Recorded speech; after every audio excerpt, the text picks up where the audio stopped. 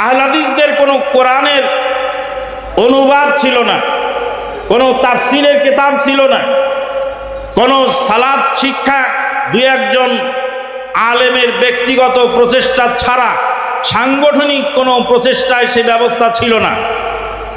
Islamic ফাউন্ডেশনের নামে যে সমস্ত শিরক বিদআত এবং কুফরি পূর্ণ কিতাব তারা ইসলামিক ফাউন্ডেশনে আমার আপনার ট্যাক্সের টাকা দিয়ে তারা সেগুলি ছাপায়ে বিতরণ করেছে।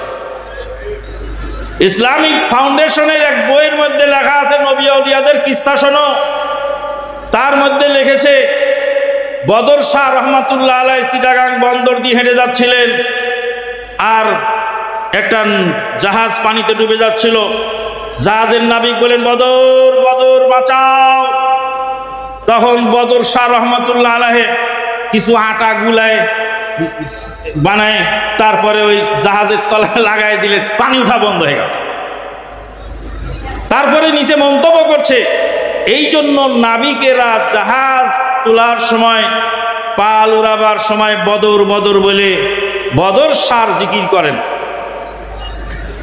আমাদের সোনামণিরা কবিতা পড়েছে, নৌকারা আসে যায় পাটেতে বুঝাই, দেখে কি যে খুশি লাগে কি করে বুঝাই, বাদলে বদর বলে তুলিয়া বাদাম, হাল দিয়ে ধরে রাখে মেঘের লাগাম।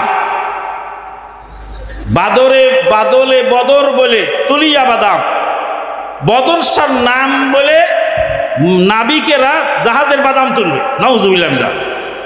ইসলামিক ফাউন্ডেশনের শিক্ষা। ইসলামিক ফাউন্ডেশনে সেখানে আর একটা কিসসা উল্লেখ করেছেন।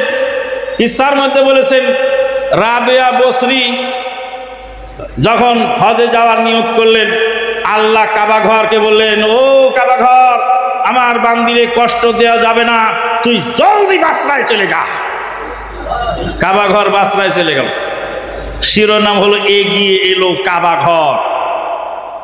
যে লোক এই কথা লেখলো সে লোক এই কথা ভাবলো না যে নবী মুহাম্মদুর রাসূলুল্লাহ সাল্লাল্লাহু আলাইহি সাল্লাম হুদায়বিয়ার মাঠ থেকে মদিনায় চুক্তি স্বাক্ষরিত করে ফেরত চলে গেলেন। কাবা ঘর 12 কিলোমিটার আগেল না, 12 কিলোমিটার যে কাবা আগেল না নবীর জন্য, সেই কাবা ঘর এগিয়ে গেল রাবেয়া বসরিতে। তো কাবা ঘর যে রাবেয়া বসরির জন্য চলে গেল বাসরায়, তো মক্কায় যারা হজ উমরা তোয়াফ করতে আসলো তাদের অবস্থা কি হলো সে কথাও সে ভাবেনি।